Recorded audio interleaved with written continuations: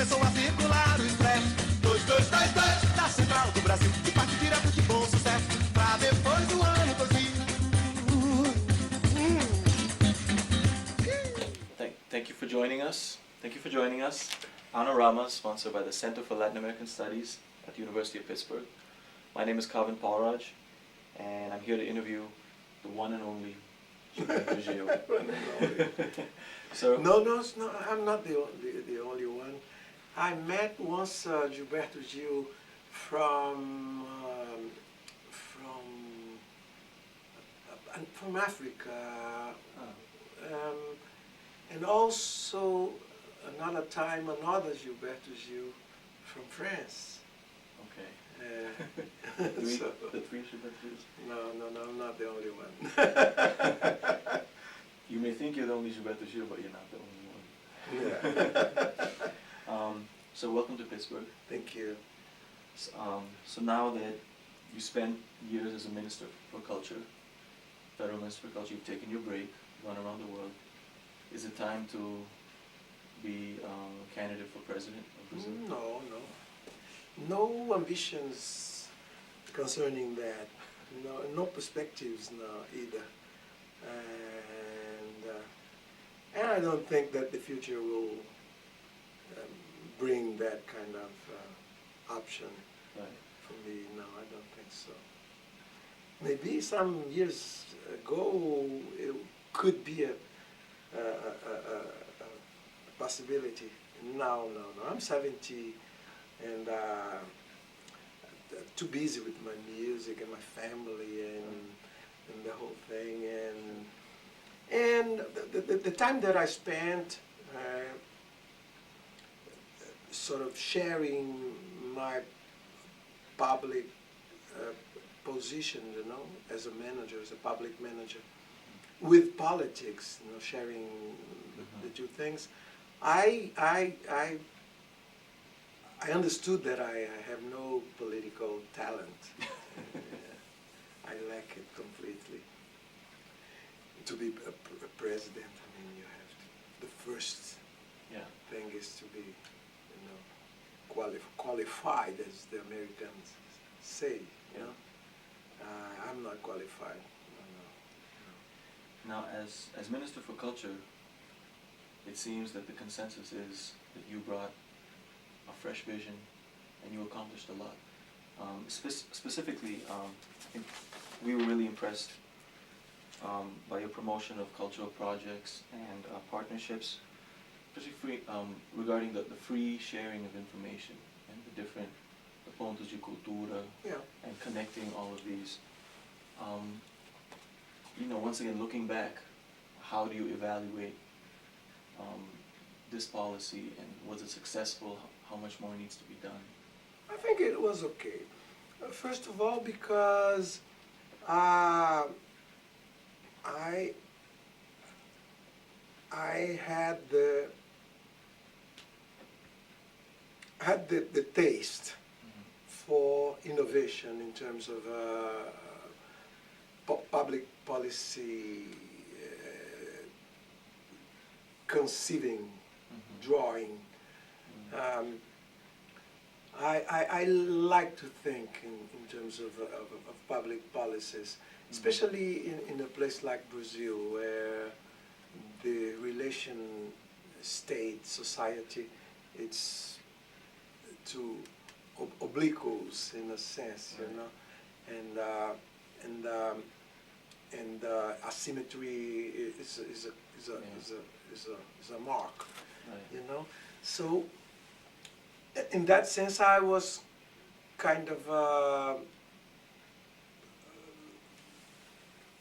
full of interest and will to do that, to sort of update the cultural, institutional cultural agenda in Brazil in terms of what a ministry, a cultural ministry is for, as an institution, as an entity to design and implement, cultural projects and to help society and that kind of thing. Brazil as we know, it's a society where the state has been absorbed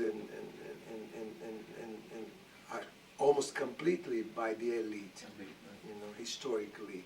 So, if there is one with the necessary commitment and will to sort of adjust the state so that it becomes to be an instrument, a tool for social promotion and social adjustment and balance, and so that's good. And I was that kind of person then. Second, I got good people around, Okay. to sort of to do the things and to work and to do the things and to represent the different areas that needed to be represented. And we got a couple of good projects, like the cultural hotspots, the Pontos de Cultura and Cultura Viva, and the cyber department that we created, the cyber secretariat that we created, also to take care of internet and blogosphere and all things regarding the new technologies and communication, digital culture and all of that. So we got to have at least 3 or 4 good programs, projects in those areas. And considering that in Brazil, I mean, we lacked everything concerning, those areas. And what we did was interesting. I read that at the beginning of your gestation, the budget for culture was 0.2%, and then by the end it was 0.6% of the Brazilian budget. The general all budget. Yes, that was a kind of a good thing that we also achieved. It still seems like nothing. It's nothing, because I mean the recommended amount by UNESCO, for instance, it's at least 1%. And we even today we haven't got to 1% yet. So it's lacking that. I mean, like a good public budget for culture. President Lula was an enthusiastic and very supportive of implementation of new projects and things. I mean, that's the reason we got from 0.2 to 0.6, and through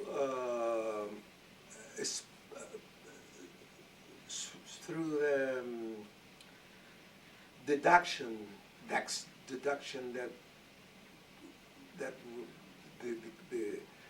the enterprises, the companies, the business companies were allowed. I mean, we also had an increase of funds and everything through what we call Lei Rouanet, which is deduction of taxes that federal ones, and also we stimulated the creation of those different taxes in different states and municipalities also, which overall we got an increase of cultural budget in Brazil besides the federal budget itself. I want to ask you also about intellectual property rights, direitos autorais, right? And you have tried personally to release some of your music catalog, found trouble with music companies.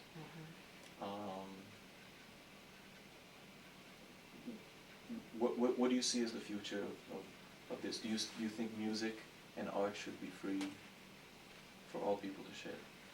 Oh, I think that in a sense is kind of deterministic, you know, by through technology. It's a kind of technological imperative, you know.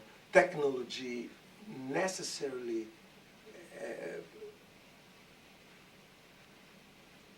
points to Direction.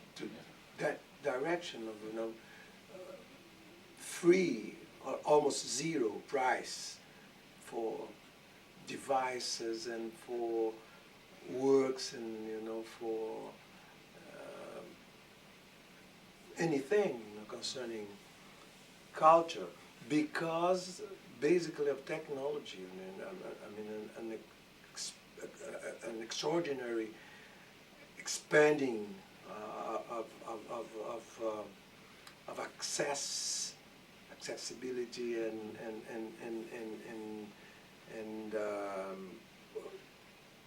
portability and all those things. I mean, implying an almost zero kind of price for all the technological devices and products and everything. So the only thing, I mean, that we should sort of be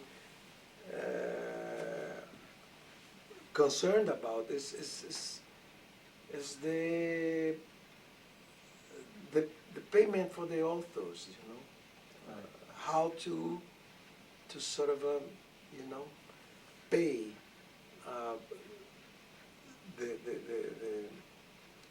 the authors, you know, of music, theater, movies, literature, and everything. That they have to survive.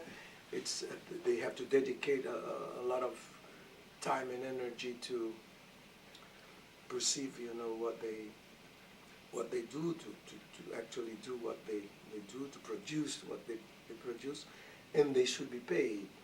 And this is a discussion that we have, how to guarantee payment for the authorship. What about the system that they have, for example, in France, where the government pays a certain salary? There are different forms. I mean, there are different forms, different possibilities. I don't know the word in English. Gravame, that's the word in Portuguese. I mean, where you have a built-in kind of tax, you know, for all the products concerning, like all the supports, the different supports for video, for imaging, for sound and everything, and then you have a share of the big commerce for those products, you know, going share of those commercial deals, I mean, going for the authors. Anyway, there are different, several ways. Another one is it's sort of developing good collecting societies, collecting institutions, you know, that will be prepared to collect and redistribute the rights, the author rights, you know, in a good way, you know, which is, for instance, is the case of Brazil, where the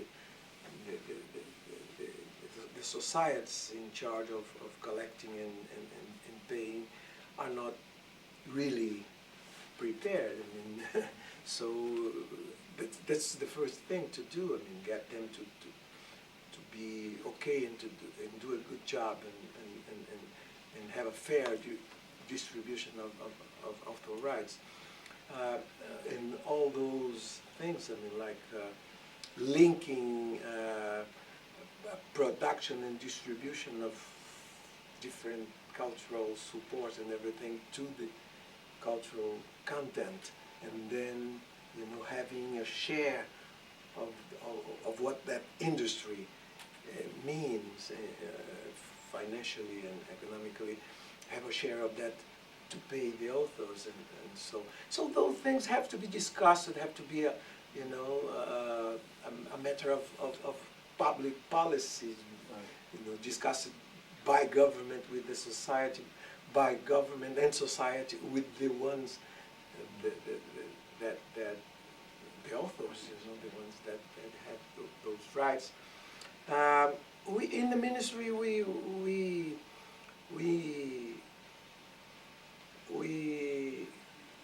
what's the word, incentive? Are we Provide incentives. Yeah, we try to provoke, society so that they could discuss and position themselves in terms of all those matters. Changing subjects, like some people say that hip hop is the new Tropicalia in terms of social critiques. Do you agree? I don't know why the new Tropicalia. I think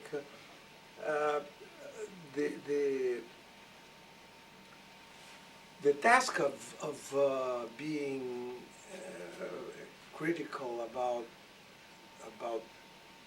injustice and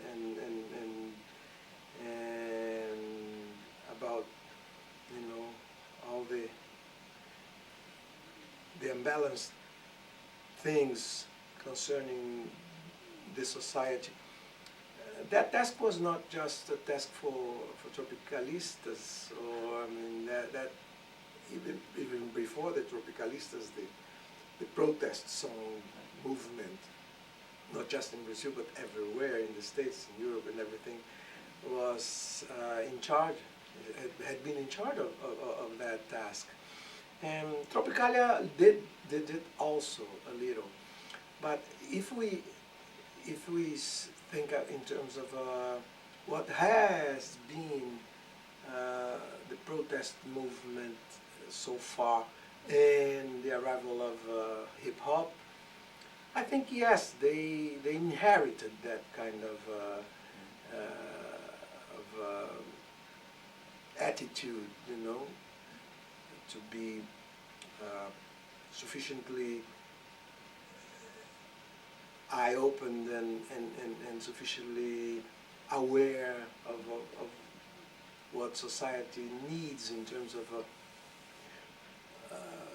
checks and balances and impulses and bursts and everything to get better. I think that hip hop has inherited that kind of role from the 60s and 70s, and even before, when we had the whole protest song movement all over the world, and in Brazil also. So today they are the ones, the hip hoppers, they are the ones, able to wave the flag of freedom of speech and of boldness and of being critical of what the system is. And I think that they are, especially because they use the flow of speech, the flow of discourse as a very, very, very, very strong form of manifestation. Yeah, I would say that they inherited that. They are the protest songwriters and singers and song performers of today. Yeah. How about your current tour, your new music, Baião, Luis Gonzaga? Yeah, it's not. Is it the right moment to go back to that? Not new for me. I mean, it's the music from my childhood. Right. and the music I grew with, you Right. know, the music that is a kind of built-in device that I have inside, you know, like it's very organic and very much a part of my whole, you know, body. But is there a reason to make an album like this right now, or was it just waiting to happen? Well, first of all, because of that, I mean, it's something that is there all the time. I mean, it's part of my affection, of my love for music, of my interest for music and everything. Second, I think that if we look at the situation of Brazilian music outside of Brazil, I mean, and you go back to the last 30, 40 years, you see that Carnival Samba and Bossa Nova have been the two main areas really exposed up to the foreigners and being absorbed and being receptioned by USA music and music in America, music in Europe and everything. And then if you go for something like for hall like the Baião, and you see how important, you know, how strategic even it has been for the formation of the cultural Brazilian universe in terms of music, pop music. You see that it's unjust, it's unfair that it's not being exposed, you know, outside. So I am in a kind of position, provided I have an audience. I have an audience in Europe. I have an audience in the States. I have an audience outside of Brazil, and I have close natural links with that music. It's just a consequence that I pick up my guitar and I start, you know, singing for Baião and so far, and bring it to audiences here. So one last question. Do you have any message you say to people in Pittsburgh, you know, either students at the university that study Brazil, study Latin American culture, study your work? I think, yeah, I think it's very important. It's remarkable the surge, the burst of interest for South American and specifically Brazilian studies in America, North America.